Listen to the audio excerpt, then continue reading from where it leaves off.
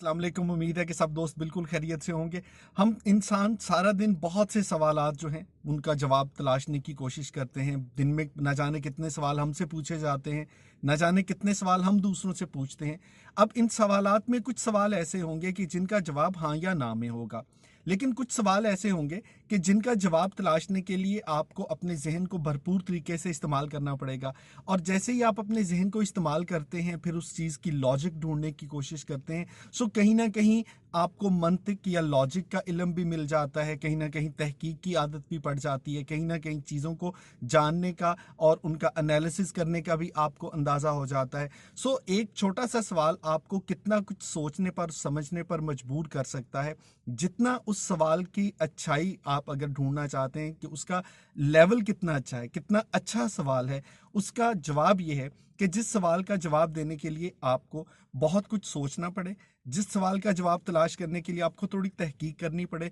और जिस सवाल का जवाब देने के बाद आपको महसूस हो कि हाँ, आप इसका जवाब जब दे रहे थे तब भी आपने कुछ सीखा, और इसका जवाब अगर आप तलाश कर रहे थे तो उस दौरान भी बहुत कुछ नया जानने को मिला। सो इसी तरह का एक सवाल आज हम आपसे भी करेंगे, और कोशिश करेंगे कि आप आइंदा ज़िंदगी में इसी तरह के सवालात को इस्तेमाल करते हुए बहुत कुछ सीख भी सकें। सो आज का मुख्तसर सा सवाल ये है, और मैं आपको ये भी बताऊंगा कि कैसे एक छोटी सी तब्दीली से वो सवाल जो है वो एक हाई लेवल ऑफ क्वेश्चन बन जाता है, जिसमें इतना कुछ आप सीख सकते हैं। अब कोई आपसे ये पूछे कि अगर कहीं कोई इस तरह की इजाद हो गई कि जिसकी वजह से आप 100 साल पीछे जा सकते हैं, 100 साल के अरसे में, पिछले 100 साल के अरसे में, वो लोग जो दुनिया से रुखसत हो गए, जो आज इस दुनिया में नहीं है, अगर आपको मौका मिले तो उनमें से किस शख्सियत से आप मिलना चाहेंगे? अब ये सवाल का एक हिस्सा है कि जिसमें आप किसी शख्स का नाम ले देंगे। अब वो आपकी पसंद का गुलकार हो सकता है, फनकार हो सकता है, वो कोई रिलीजियस स्कॉलर हो सकता है, वो कोई पॉलिटिकल सेलिब्रिटी हो सकता है, वो आपके ख़ानदान में कोई बड़ा हो सकता है, वो कोई भी शख्स दुनिया का, कि जिसके बारे में आप सिर्फ नाम ले देंगे तो जवाब मिल गया। लेकिन इसी सवाल में अगर इतनी तब्दीली कर ली जाए कि पिछले 100 साल के दरमियान दुनिया से जाने वाले तमाम अफराद में से कौन सा फ़र्द है जिससे अगर आपको मौका मिले तो आप मिलना चाहेंगे, और क्यों?